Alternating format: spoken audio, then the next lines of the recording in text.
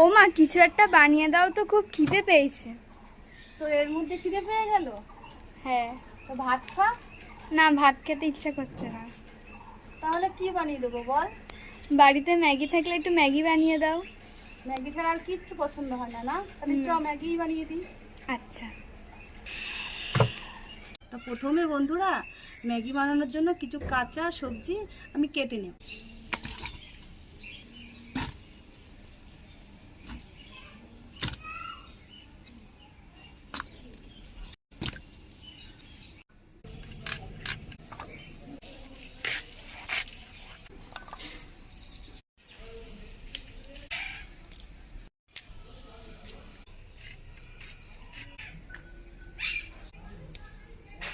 ফোড়ন ধরাই নিয়েছি, এবার কড়াই বসিয়ে দেবো।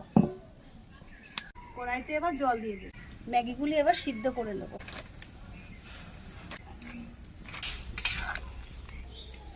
ম্যাগিগুলি সিদ্ধ হয়ে গেছে, এবার নামিয়ে নেব। কড়াইতে এবার সাদা তেল দিয়ে দেব অল্প করে। এবার একটা ডিম ভেজে নেব।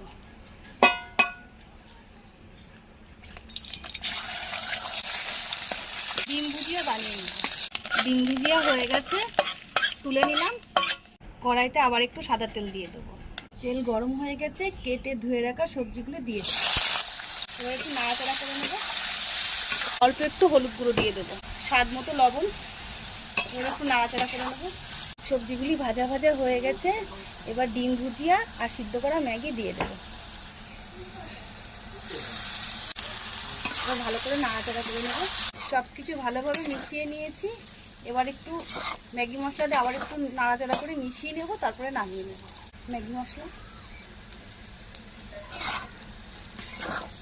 ম্যাগি রান্না রেডি হয়ে গেছে, এবার নামিয়ে নেব। এবার শসা আর টমেটো কুচি ওপর থেকে ছড়িয়ে দেব, আর দেব বাদাম। সবশেষে দিয়ে দেব কিষান সস। এই প্রাপ্তি, চলে আয়, তোর ম্যাগি রান্না হয়ে গেছে।